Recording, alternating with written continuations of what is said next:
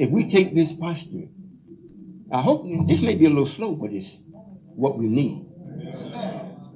Everybody seems to have a vendetta against somebody. You're not fighting against nobody. You don't see Satan unless you allow him in yourself to come up to show somebody else. You never see him. Then when you get in deep trouble, you sure don't see him. Then he gone. You left that tongue tied. You don't know what to say. You know, all before when it was happening, when you thought when he was in control, he made things seem like it was so real, so big that you really had to tackle this and get it done and over with. And when the truth strikes you in the face, some of it, you ask the question, is that right? You won't even answer. It's like you know you were wrong, completely 100% wrong. And when right is asking you for you to bear witness out of your own mouth, from your tongue, that yes, I was wrong, so in your own self, you can be corrected from your own self. You will not even speak. Just clam up. Before I say yes, I'm not going to say nothing.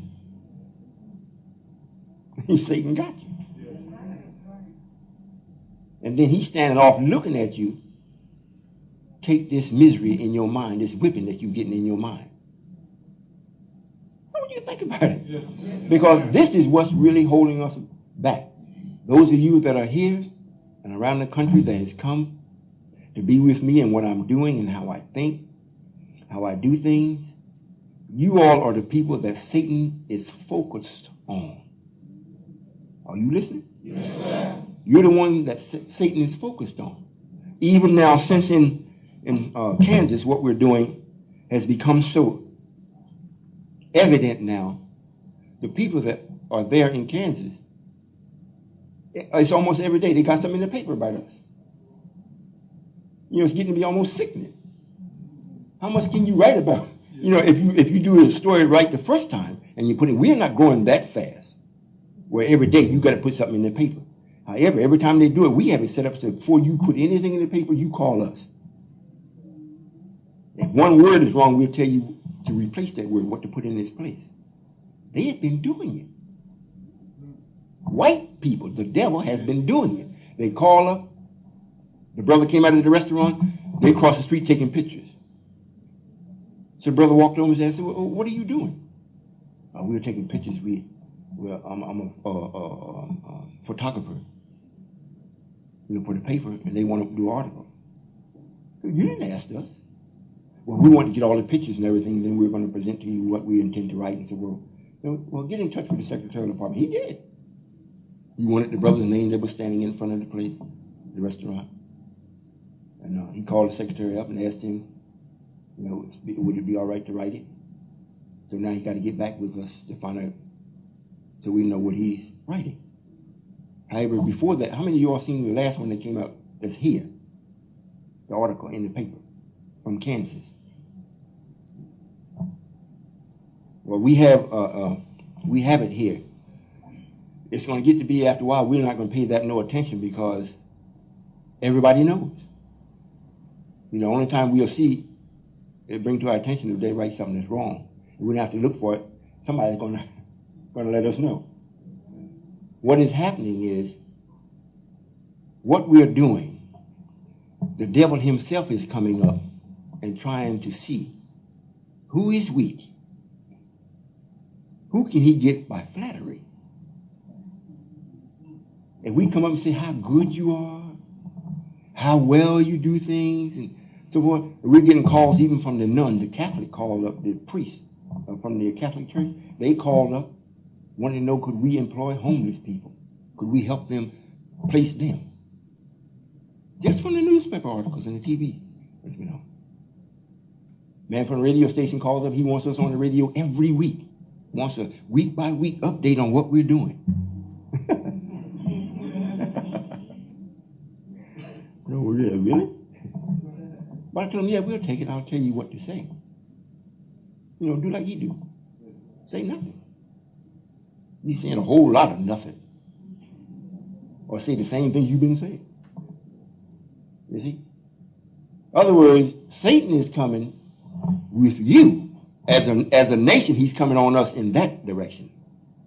Like the media is coming, like we should just jump up and just, oh, they finally recognized us. And we slip up because somebody's going to say something crazy and they're going to build up on that as though we're no different than nobody else. Mm-hmm. Then he comes at you all that are officials that are with this, and then just the average brother and sister that is with this in your home. He's going to make your children come against the mothers. He can have the mothers angry with the fathers. The fathers can be angry with the job. If you don't keep your focus on what is really happening. All the misery that you are entertaining, all of it is just one power, one force. It's Satan.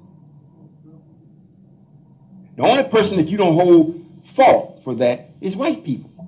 We made that people to serve Satan. We made white people to actually serve Satan. He don't have a conscience where his conscience will get on him and say, well, look, you know that was wrong. Yes, yeah, I know it was wrong, and smile. He liked that. Well, we made him that way. However, you that has to build a reality for yourself and make the earth serve you again, you can't entertain Satan. You personally can't get rid of him, but you can ignore him. Wherever he shows up, if you ignore him in yourself, remember this now, when you ignore him in your own thoughts, he's going to make damn sure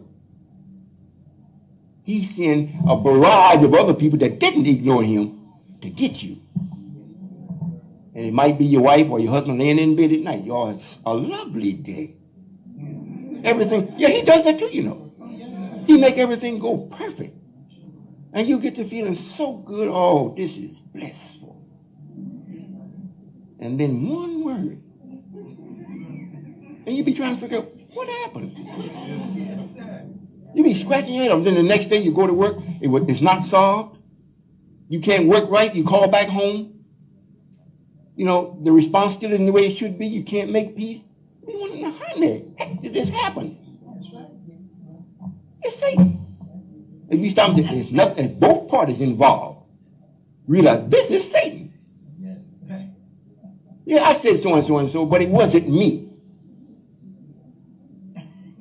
I never meant nothing of that sort. And I pray a lot I don't say that again. So let's drop it and go on. Let's be sweethearts again.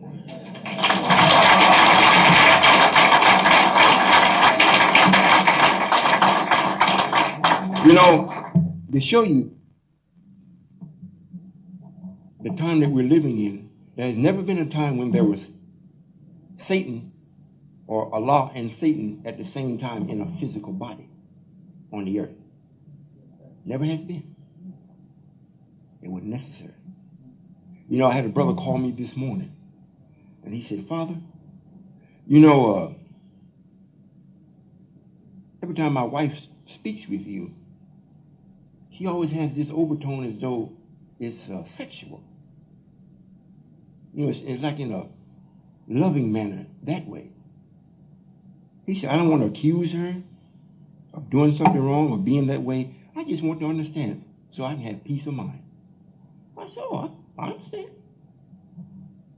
I'm saying this because I want you to understand how this works. A few people, you all are here and say, well, yes, he is Allah. What is it, 100 people here? Out of 40-some million, it's like people don't see me. You see me because you're right here. And you might still have a little doubt. You might still haven't grown enough to put Satan aside. You might still think, I don't know just yet. Looks like he could be. You know, you be thinking this. And Satan be there, he be pumping it up. Yeah. Because if he was, he'd be so. Yeah, he'd be telling you all kind of things. But he never bring up what was prophesied. He never bring that up. He'd be dealing on things that you see right now. But what you see right now didn't happen right now. It happened back then that you see it now. Now, I said that to say this. You don't see Satan unless you see Silas in the flesh, and you don't see him. Most of the time he's in Atlanta. The people that do see him is like the people that see me. Very few see us in the flesh. So what you witness from the both of us is always in the unseen. Yes, sir. Now, I explained to him this way. You know, there's a law in how we made the sisters. Most of the time, the best way, if they really, really like what you do, I want you to listen carefully. Like what you do, not necessarily like you, but like what you do. Much like Michael Jackson. You know, he'd be performing and whatnot, and the sisters be falling all that and everything.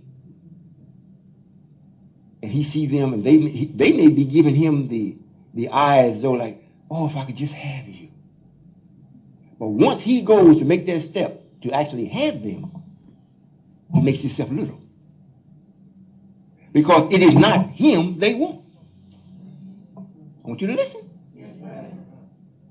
It is not him. Any entertainer that you see.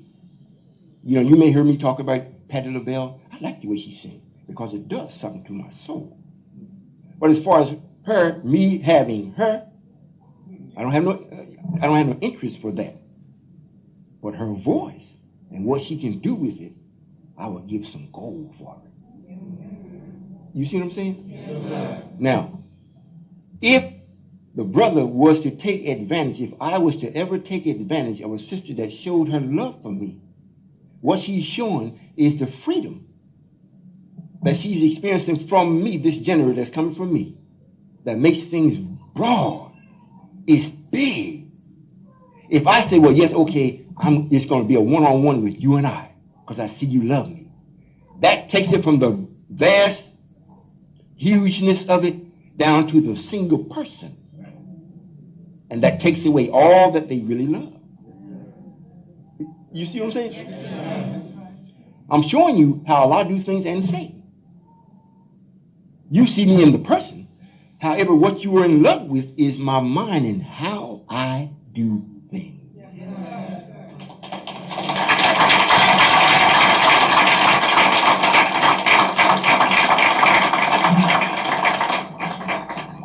The brother seemed to have understood. He asked me a few more questions.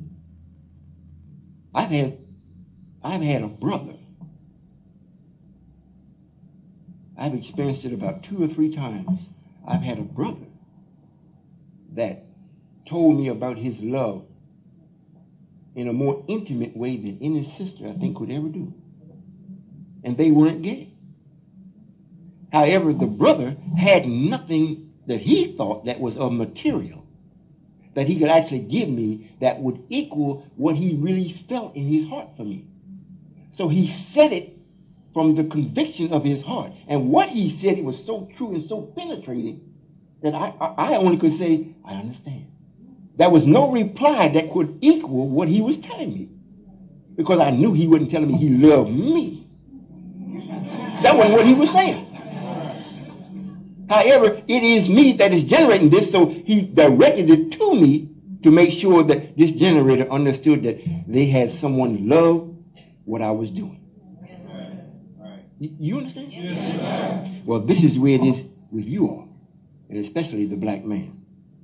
I love you all in a way because you are me. You're a mirror of me. You're my reflection. You're the extension of my power. You're the vastness of my thinking. You got to know this. You really are. Now, I see tomorrow. I'm looking at it today. Now, how bright tomorrow actually is how much you love what I do. So much if you take it on to actually make it yourself. You understand? Yes, sir. When you do that, then we are assured of a beautiful, beautiful future. And Satan cannot touch that. Everything Satan does is always misery attached to it, disappointment attached to it. And this is what craps you up. You living in the house with God. I know I'd asked the minister some time ago. He used to be out in classes with me back in, I think, 1980, 89. 86, 87, 89, he was Minister Derrick. And me and him used to wrestle all over the floor because I was beating him all in his head. One day I asked him, I said, I think Uncle Bobby was there. I think he was there. I said, do you all think you could live with me? He said, oh, yes, sir.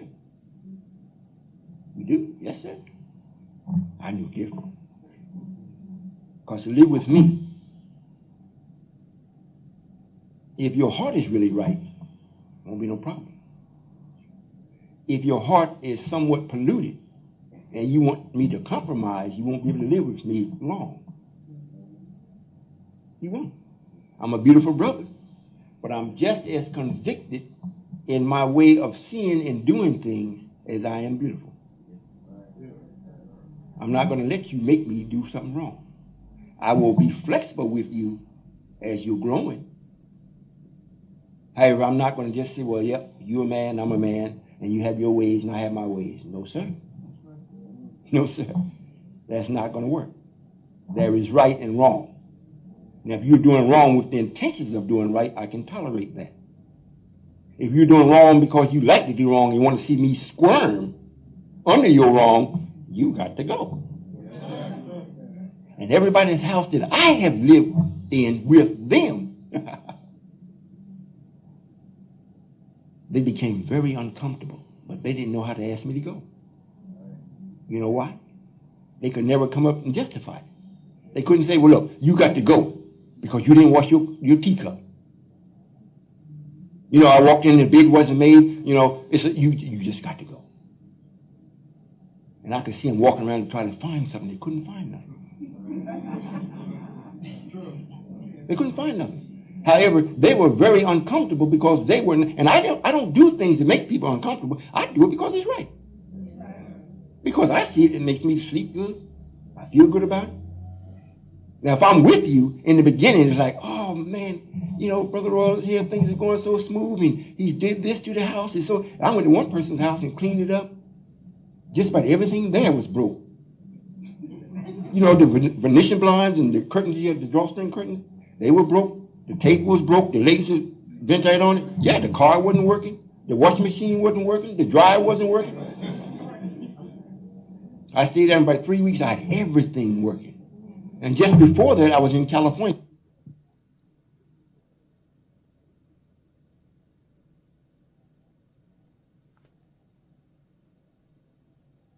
He went around. He made a song. However, when I'm doing that, in motion doing it, the people love it. When I have completed it, and then start implementing things to maintain it, that's where the friction comes in. Satan is not going to let you get away with that. Oh, you fixed it up? That's good. It's like you're my slave. That's good. I like it. That's very good. Now, you don't fix the leg on the table and then the little child comes and jumps on it. Boom! You said, don't do that. You're going to break the leg again. You see right away the parents start.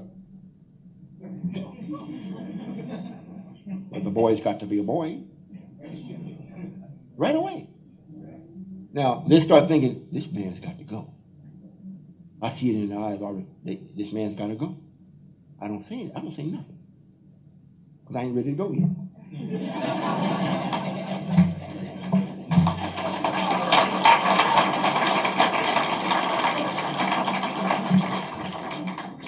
When they go out in the street and they come back, sometimes I'll be looking out the window. Sometimes I feel them. I may be laying on the couch or on the bed, something like that. I feel them when they're coming down the block. I say, here they come. Nobody else, they don't even know it. I feel them coming to the house. I feel the determination that they have. And it really ain't them, it's Satan. He has pumped them up so much while they were in the street that he's hoping that enough of it is still in them when they face him. And as soon as they open the door and step in, poof, it's like somebody stuck a pin in the balloon and all the hair is going out. So when they see me, kind of grit their teeth and roll their eyes a little bit, but they don't say what they want. And I'm looking, I know what they want to say. This is the same thing you got to do with Satan.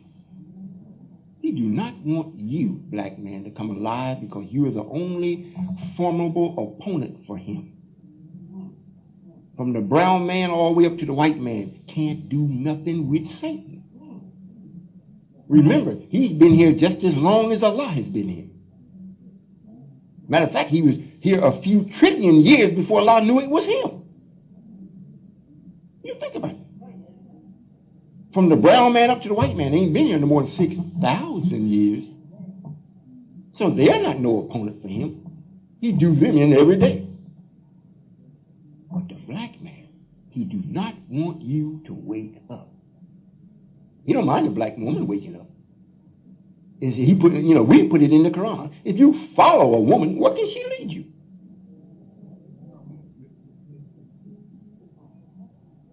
And it's not her fault. We made her to hold negative, not go get it. Have it, she holds it to make sure it's not spread it until you get an opportunity to come home or be with her to take it off. It don't go no place else. It's like water when you wash your hands and get the dirt off in it. The water holds the dirt until you flush it or do whatever you're going to do with it. You don't just wash it and just go off like powder. It holds it. The woman do the same thing. So if you follow the black woman, you're going to go straight to hell. Not only has she got negative on her and in her, by you following her, you added some on. For real. You compounded it. Then you expect her to be so strong. The brothers, we go to the meetings out in Kansas now. The brothers go out to the town meetings and whatnot. And now they want us to do all the teaching, all the talking. And one sister stood up in the meeting. She said, I'm so glad to see some men. I don't know what to do. They were ours. She's glad to see some men. You see? We're the right opponent for Satan. However, you've got to have the right purpose for being yourself. And if you don't have the purpose in mind to actually build this kingdom or make a place for you to be righteous, to be independent, that's all you're really doing. You're making a place for you to be able to do what's in your mind to do without some outside force dictating to you how, when, where, and who. I hope y'all follow what I'm saying. Yes. I think it was in the late 70s. Well, they still do it, but in the late 70s, I think they had a big thing about it in the government, about the states. The government wanted to give the states some things back, or the states wanted to take some things back from the federal government, because they didn't want the federal government telling them what to do, especially the welfare and different giveaway programs. They wanted to manage that themselves. Well, we want a whole nation, the whole earth. We want everything that belongs to us, because we made it for us. Would you say that? Yes, sir. Well, what time is it? 3:45. You all have any questions of me? You do? Well, I thought I would come out today and say this about how we deal with Satan. I'm going to say it again, and I want you all to remember this, because it's very simple. Satan always talks to you. There's not a waking moment where he's not talking. Even in your most happiest moment, he's talking to you, but you just don't hear it. Because the happiness has superseded the whisper of his voice. Are you listening? Yes, sir. If you can ignore him, you will most certainly be successful. And you will gain strength. After a while, it'll be like you're always in a happy mode. You will never hear him. You will hear him in somebody else. And if they will allow you the opportunity to tell them how they can overcome it, you'll be more than happy to do it. You'll never get caught up with them in it. Oh, I know how you feel, child. That won't happen. Because you look and say, oh, sister, brother, that, forget that. That's Satan. He's telling you so and so and so and so. That's, forget it, brother. Just think. You won't get caught up in it. But you've got to start practicing. You have got to. And the brothers that are younger than me, You have a glorious learning period. It's a wonderful thing to learn things that are right, even if you stumble in your learning. It's still good. You still feel good about it. But if you're going to go to college, I don't mean that type of learning. You're going to go to this devil's school and call yourself going to learn. That's not learning. That's being programmed. That's for you to take misery without opening your mouth. If you open your mouth, you open it to someone that can't do nothing about it. That's why when people be on the job, they talk to each other, but they don't say anything to the foreman or the boss. You see? So that's what you be learning. However, in this, you're learning what's already here for you that has power.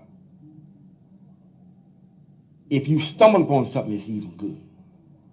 If you find out that you've done something wrong, just finding out what you did was wrong and seeing how to do it right, that's even good. Because there ain't no guilt with it. You know, the other way, if you do something wrong and then you find out or somebody let you know you did something wrong, and they will put a guilt on you because they will look at you like, and you know you did it wrong.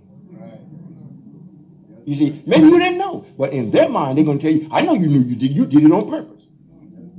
So now you're walking around going, how could, if you really like them or love them, you're thinking in your mind, now how could I get them to really understand I didn't do it on purpose? And every time you go to say something, they evade the question and come back with something else. That's like a burden on you.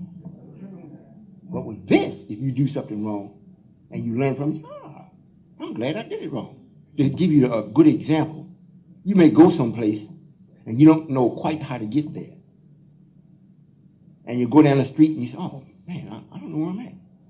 But you follow the street out to its